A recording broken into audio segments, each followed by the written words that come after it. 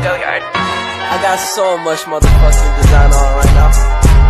Break it down, bring it back, make it clap. I got 3 old thoughts, new guap, where that damn bitches on my line, and you know they come strapped, hold up. Bismillahirrahmanirrahim. Assalamualaikum warahmatullahi wabarakatuh. Perkenalkan saya Lutfiatul Usnia dengan NIM 214110401063 dari kelas 3 MPIB. Di sini saya akan menjawab soal UAS pengembangan kurikulum yang diampu oleh Bapak Muhammad Nur Halim. Berikut soal dan jawabannya. Soal yang pertama yaitu perbedaan mendasar antara kurikulum 2013 dengan kurikulum Merdeka. Yang pertama yaitu kurikulum 2013 dirancang berdasarkan tujuan sistem pendidikan nasional dan standar nasional pendidikan. Dalam kurikulum Merdeka itu menambahkan pengembangan profil pelajar Pancasila. Yang kedua itu jam pelajaran. Pada kurikulum 2013 diatur per minggu, sedangkan jam pelajaran pada kurikulum Merdeka diatur per tahun. Yang ketiga yaitu proses pembelajaran pada kurikulum Merdeka dapat dilakukan di mana saja dan kapan saja sesuai kebutuhan serta kemampuan guru dan murid yang diajar. Sedangkan kurikulum di 2013 itu mengutamakan kegiatan pembelajaran di kelas. Nah, yang keempat itu penilaian pada kurikulum 2013 berdasarkan aspek pengetahuan, aspek keterampilan, aspek sikap, dan aspek perilaku. Sedangkan di kurikulum Merdeka itu lebih mengutamakan penguatan profil pelajar Pancasila, kegiatan intrakurikuler dan ekstrakurikuler. Soal yang kedua yaitu perbedaan mendasar antara RPP dengan modul ajar. RPP itu singkatan dari Rencana Pelaksanaan Pembelajaran. Biasanya RPP dikembangkan dari silabus dan dibuat untuk satu pertemuan tatap muka atau lebih. Pembuatan RPP ini dilakukan agar kegiatan pembelajaran bisa belajar secara dengan terarah dan sesuai dengan tujuan atau kompetensi dasar. Isi pokok RPP diantaranya itu yang pertama, identitas. Bagian identitas mencakup nama sekolah, nama pelajaran, kelas atau semester, standar kompetensi, kompetensi dasar, indikator, dan alokasi waktu. Perlu diingat bahwa penyusunan satu RPP adalah satu kompetensi dasar. Pengisian bagian standar kompetensi, kompetensi dasar, dan indikator tidak dibuat langsung oleh guru, akan tetapi mengikuti silabus yang telah disusun oleh satuan pendidikan. Sedangkan alokasi waktu diisi dengan jumlah jam pelajaran dan banyaknya pertemuan yang akan diperlukan untuk menyelesaikan satu kompetensi dasar. Yang kedua itu ada susunan tujuan pembelajaran. Tujuan pembelajaran itu menjelaskan mengenai tujuan pembelajaran yang ingin dicapai melalui arah kompetensi dasar. Karena tujuan pembelajaran harus berupa tujuan yang dapat diukur. Yang ketiga itu ada materi pembelajaran. Materi pembelajaran dibuat dengan mengacu pada materi pokok dan ada di silabus. Karena itu pembuatan materi pembelajaran dalam RPP kurikulum 13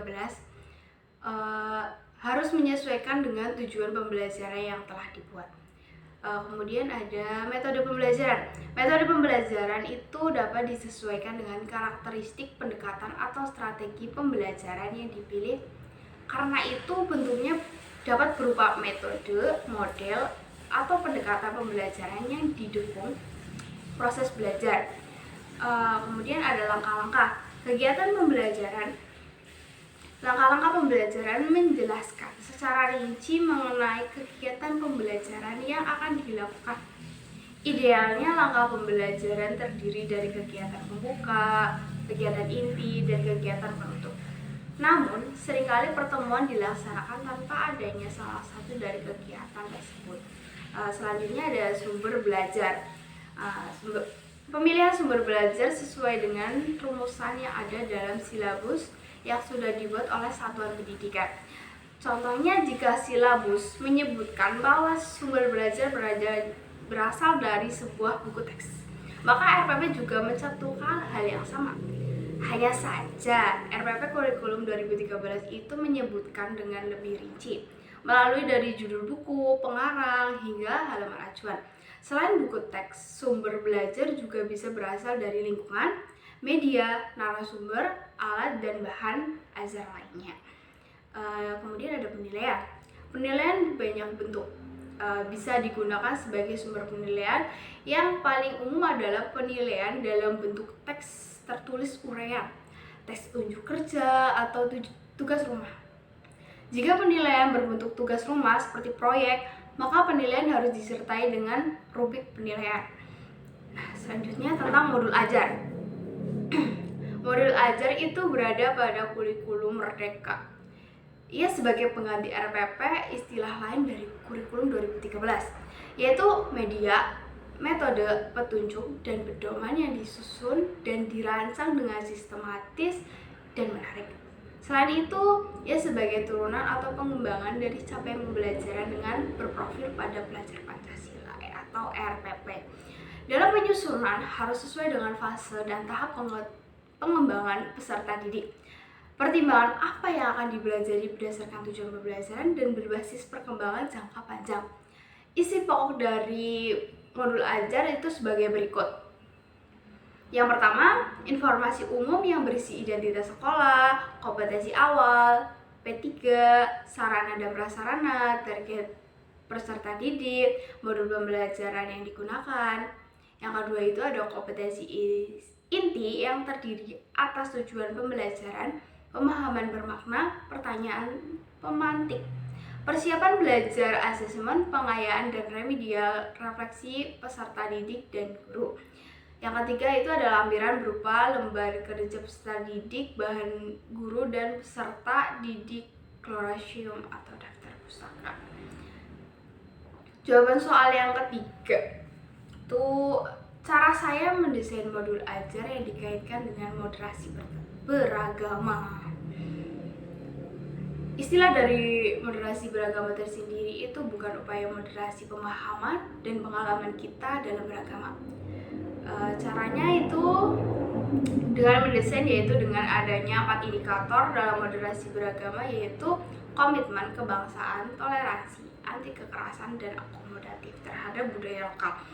Selanjutnya dengan cara menciptakan modul elektronik atau M-modul. M-modul adalah modul pembelajaran dalam pembentukan digital dan dapat menunjang proses pembelajaran. M-modul disajikan dengan interaktif sebab di dalam M-modul itu dapat disisipkan media pembelajaran lain seperti video, gambar, animasi, dan audio. Alasan memilih M-modul pada pembelajaran dikarenakan M-modul itu memiliki banyak kegunaan.